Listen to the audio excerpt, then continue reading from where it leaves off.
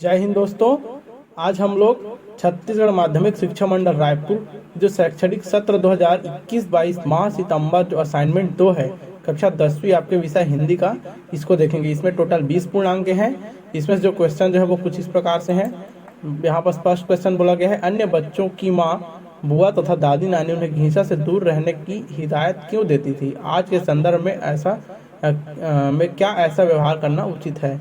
ये 1 number, 2 number और 3 number में है। 1 नंबर का एक क्वेश्चन है और 2 नंबर के एक क्वेश्चन है। 2 क्वेश्चन है इसमें से, और शब्द सीमा जो है 50 से जो है 75 है। ये जो असाइनमेंट है इसको हम लोग पूर्णतः हम लोग विस्तृत जो है डिटेल में समझेंगे, ठीक है ना। इसमें जो है ये क्वेश्चन है, क्वेश्चन आप लोगों के पास होगा। क्वेश्चन को छोड़ रहा हूँ, यहाँ पर लिखा भी गया है क्वेश्चन आगे, कोई दिक्कत नहीं है। देखिए फर्स्ट क्वेश्चन क्या बोला गया है, अन्य बच्चों की माँ बुआ तथा दादी नानी उन्हें घीसा से दूर रहने की हिदायत क्यों देती थी? आज के संदर्भ में ऐसा विचार करना क्या उचित है? ठीक है, ये आप घीसू नाम का एक पाठ है ना, उसी से ये क्वेश्चन है आपका। इसमें जो है हम लोग विस्तृत इसलिए जानना चाहते हैं क्योंकि ये जो क्वेश्चन है ये इसका आंसर जो है हम लोग समझ लेंगे तो हमें याद करने में जो है आसानी होगी और आसानी से जो है याद हम लोग कर पाएंगे इसको, ठीक है ना। और एग्जाम में आएगा तो आसानी से हम लोग इसको बना सकते हैं। देखिए उत्तर में क्या लिखा गया है, घीसा का जन्म पिता की मृत्यु के कुछ समय बाद हुआ था। उसे अभागा समझकर उसे दूर रहने की हिदायत दी जाती थी। देखिए जो घीसा नाम की जो लड़की थी ना, उसका जो जन्म होता है उसके पिता की मृत्यु के जो है कुछ समय पश्चात होता है, ठीक है ना, थोड़ा टाइम के बाद होता है। तो गांव वाले क्या बोलते हैं कि जो घीसा है वो जो है अभागा इंसान है ना, या अभागा जो है, हाँ ऐसा समझते हैं। इसलिए जो है जो गांव वाले होते हैं वो लोग अपने बच्चों को जो है घीसा के पास जाने के लिए जो है मना करते हैं, ठीक है। उसमें से आगे बोला गया है, आज क्या कभी भी इस प्रकार का व्यवहार कर किसी बालक को की उपेक्षा करना उचित नहीं है। आज के समय में भी और कभी भी, पूर्व समय में भी और बाद में भी इस प्रकार का जो है आप व्यवहार करते हैं तो ये व्यवहार जो है उचित नहीं है। इस प्रकार की उपेक्षा करना जो है उचित नहीं है। समाज का काम दुखी पीड़ित लोगों को भावनात्मक सहयोग करना होना चाहिए। घृणा द्वेष उपेक्षा समाज में उचित नहीं है।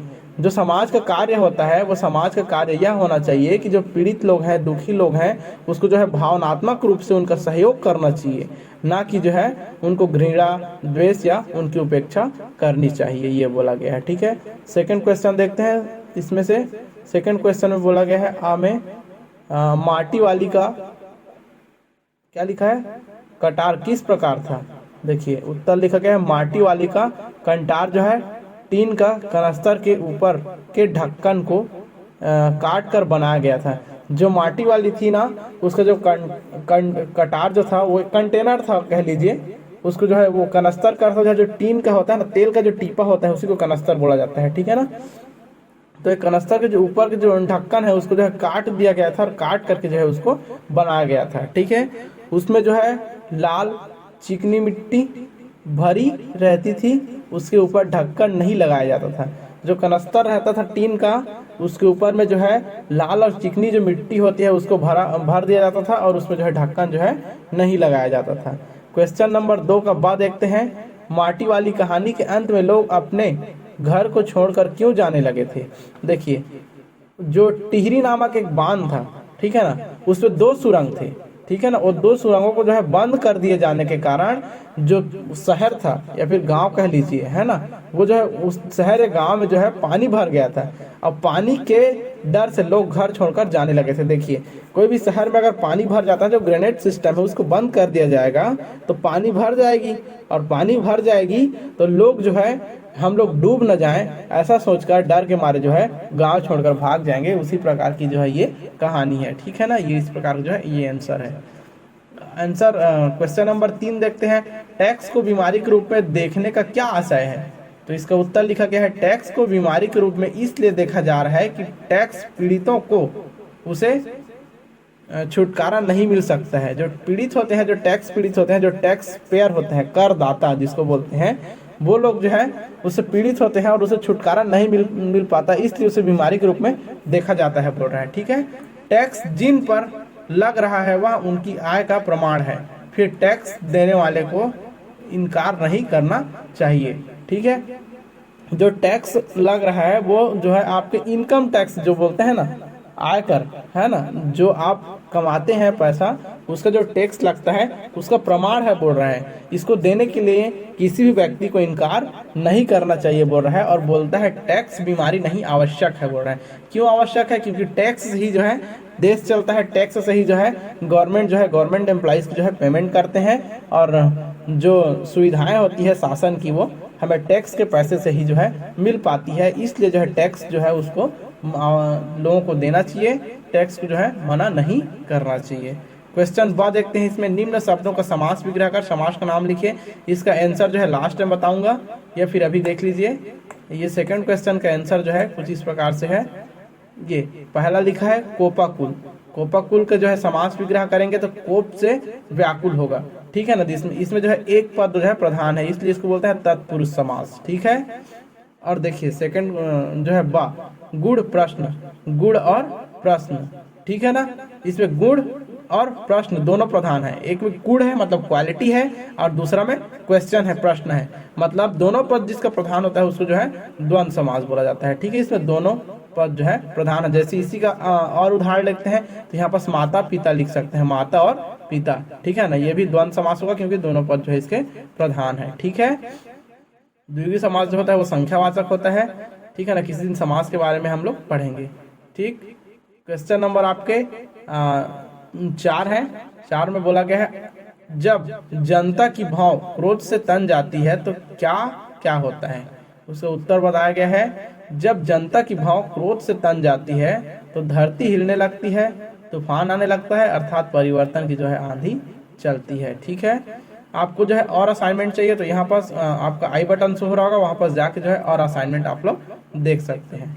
क्वेश्चन बा जनता की सहनशीलता के कवि ने को है ना, को रहेगा, कवि ने क्या क्या उदाहरण दिए हैं लिखिए। तो यहाँ पर उत्तर लिखता है कवि कहते हैं कि जनता मिट्टी की मूर्ति के समान अबोध है, ठीक है ना, सब कुछ सहकर चुप रहने वाली है, कितनी भी पीड़ा हो जनता मुंह खोलने वाली नहीं है, ठीक है। देखिए जो जनता होती है ना वो बहुत शांत होती है बोल रहा है, अबोध होता है बोल रहा है, उससे जो वो जो है हमेशा चुपचाप रहता है बोलता है, सब कुछ सह लेता है बोलता है, चाहे वो कितनी भी पीड़ा हो जो बोलता है वो मुंह नहीं खोलता है, ये बोल रहा है, ठीक है। क्वेश्चन नंबर 5 जो है ये इसमें बोला गया है, ये क्वेश्चन नंबर 5 में अधोलिखित अपठित गद्यांश को पढ़कर नीचे दिए गए प्रश्नों के उत्तर लिखिए। देखिए ये अपठित गद्यांश है, इसको हम लोग को पढ़ना है, ये आता ही आता है, कंफर्म है, ठीक है ना। अपठित गद्यांश ऐसे गद्यांश को बोलते हैं जिसको हम लोग पढ़े नहीं रहते हैं, ठीक है ना, और उसको जो है पढ़कर हमें उत्तर देना रहता है। इसे ये जो है हमारे बुक्स में रहते हैं ये रहने को, लेकिन कोई एग्जाम में कोई पता नहीं रहता कि बुक से दे रहा है कि कहीं और से दे रहा है, ठीक है, इसलिए इसको अपठित बोल दिया जाता है, जिसको आप लोग पढ़े ना हो कभी, ठीक है ना। इसमें देखिए गद्यांश में लिखा गया है, इसी को गद्यांश बोलते हैं, और जो कविता रहते हैं उसको पद्यांश बोलते हैं। हमारे समाज में बहुत से लोग भाग्यवादी हैं, ऐसे लोग समाज की प्रगति में बाधक होते हैं। आज तक किसी भाग्यवादी ने समाज में कोई महान कार्य नहीं किया है। देखिए हमारे समाज में ऐसे बहुत से लोग हैं बोल रहे हैं जो कि अपने भाग्य पर भरोसा करके बैठे रहते हैं बोल रहे हैं, ठीक है ना, और जो है ऐसे भाग्यवादी लोग जो है आज तक जो है समाज में कोई महान कार्य नहीं किया है बोल रहे हैं, ठीक है ना, या फिर समाज के प्रति उनका कोई दायित्व नहीं रहता है, वो लोग जो है समाज के प्रति कुछ ऐसे कार्य नहीं कर पाते हैं जिससे समाज को जो है बहुत ज़्यादा जो है लाभ हो या प्राप्त हो, या फिर सब उनके कार्य से जो है समाज को कोई लाभ हो, ठीक है ना। बड़ी बड़ी खोजें, बड़े बड़े आविष्कार और बड़े बड़े निर्माण श्रम के बिना व्यर्थ है। जो श्रम अगर आप मेहनत ही नहीं करोगे तो बड़े बड़े खोज और बड़े बड़े आविष्कार है उसका कोई अर्थ नहीं होगा, वो व्यर्थ है, ठीक है ना। यदि आपके पास अभी पढ़ने के लिए आपके पास मोबाइल है, ठीक है ना, आप मोबाइल को जो है पढ़ने के लिए उपयोग नहीं करोगे और पढ़ने में मेहनत नहीं करोगे, मोबाइल को देख के जैसे यूट्यूब से पढ़ते हो तो पढ़ने में मेहनत नहीं करोगे, तो वो जो साधन है आपका मोबाइल वो उसके बिना व्यर्थ है, क्योंकि आप मेहनत ही नहीं कर रहे हो तो आपको कोई नहीं सिखा सकता, ठीक है ना। इसी को बोला गया है श्रम करके ही प्रतिभा संपन्न कलाकारों ने देश को विभिन्न कलाओं से सुसज्जित किया है जो आज हमारी धरोहर है। देखिए मेहनत करके ही जो है बहुत सारे जो प्रतिभा है उसको उजागर किया गया है, बहुत सारे कलाकार लोग जो है उजागर किए हैं अपने अपने प्रतिभा को मेहनत करके, और जो है हमारे देश को जो है सुसज्जित कर रहे हैं, और जो हमारी जो देश की वो है धरोहर है, ठीक है ना।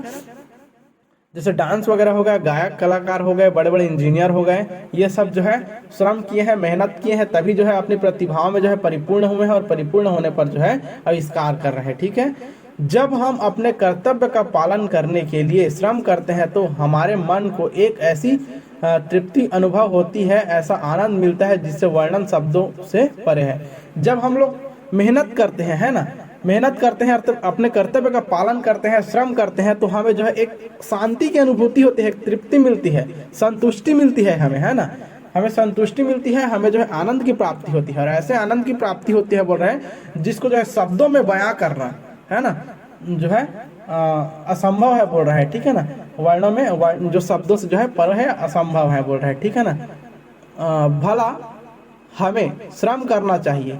देखिए हमें जो है श्रम करना चाहिए। श्रम करने वाले लोग दीर्घजीवी होते हैं, वे समाज का उन्नयन करते हैं, वे देश का जो है उत्थान कर विश्व में अपने देश का नाम जो है अमर करते हैं, ये बोल रहा है।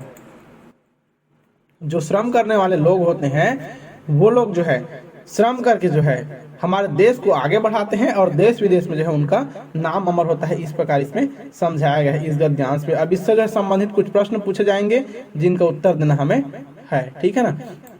प्रश्न क्वेश्चन क्या बोला है, भाग्यवादी लोग समाज की प्रगति में किस प्रकार बाधक होते हैं। तो वहां पर जो गद्यांश है उसमें उत्तर में लिखा गया था हमारे समाज में बहुत से लोग भाग्यवादी होते हैं, स्टार्टिंग में ही लिखा गया था इसको। ऐसे लोग समाज की प्रगति में बाधक होते हैं। आज तक किसी भाग्यवादी ने समाज में कोई महान कार्य नहीं किया है, ये ऊपर में ही लिखा था फर्स्ट लाइन में ही। सेकंड क्वेश्चन, हमारे साधन कब व्यर्थ है। मैंने इसको अच्छे से समझाया कि हमारे साधन अगर हम श्रम नहीं करेंगे तो हमारा साधन जो है पूरी तरह से व्यर्थ है। क्वेश्चन नंबर 3 देखिए, प्रतिभा संपन्न कलाकारों की सफलता का रहस्य क्या है। जो प्रतिभावान जो कलाकार होते हैं उनकी सफलता का क्या रहस्य है। तो भाई मेहनत कर रहे हैं, वो लोग श्रम कर रहे हैं, तब तो सफलता प्राप्त हो रहा है ना। भाई आप लोग भी अच्छे से मेहनत करोगे तो आप लोग भी अच्छे से नंबर लाओगे, अच्छे से पढ़ो लिखोगे तो, ठीक है ना। क्वेश्चन नंबर 4, हमें श्रम क्यों करना चाहिए। भाई बड़ी बड़ी खोजें हो रही है श्रम से, बड़े बड़े आविष्कार हो रहे हैं, बड़े बड़े निर्माण हो रहे हैं, किससे हो रहे हैं, श्रम कर रहे हैं तब तो हो रहा है ना। कि बड़ी बड़ी जो है उपलब्धियां हमें प्राप्त हो रही है, क्यों, क्योंकि हम लोग श्रम कर रहे हैं, मेहनत कर रहे हैं, है ना, के द्वारा ही संपन्न हो सकता है। हमारे साधन, हमारी प्रतिभा श्रम के बिना जो है व्यर्थ है, ठीक है ना। हमारे पास साधन है, मान लीजिए उस साधन का हम लोग उपयोग नहीं कर रहे हैं, श्रम नहीं कर रहे हैं, तो साधन तो व्यर्थ ही है ना, उसका कोई मतलब होगा क्या। श्रम करके ही प्रतिभा संपन्न कलाकारों ने देश विदेश को विभिन्न कलाओं से सुसज्जित किया, जो आज हमारी धरोहर है, ठीक है ना। ये लास्ट लाइन है ना, ये अपनी श्रम करके ही प्रतिभावान संपन्न कलाकारों ने देशों की विभिन्न कलाओं से सुसज्जित किया, जो आज हमारी धरोहर, ये आपके लास्ट लाइन है, ठीक है। क्वेश्चन नंबर 5 देखिए, उपयुक्त गद्यांश का उचित शीर्षक लिखे बोल रहे हैं। तो उपयुक्त गद्यांश का उचित शीर्षक है भाग्य और श्रम है। इस प्रकार जो है आपका असाइनमेंट जो है विषय हिंदी जो है कंप्लीट होता है। यदि आपको समझ में आता है, अच्छा लगता है, चैनल को सब्सक्राइब कर सकते हैं। यदि इसमें किसी भी प्रकार की कोई समस्या होगी तो हमें कमेंट करके बता सकते हैं।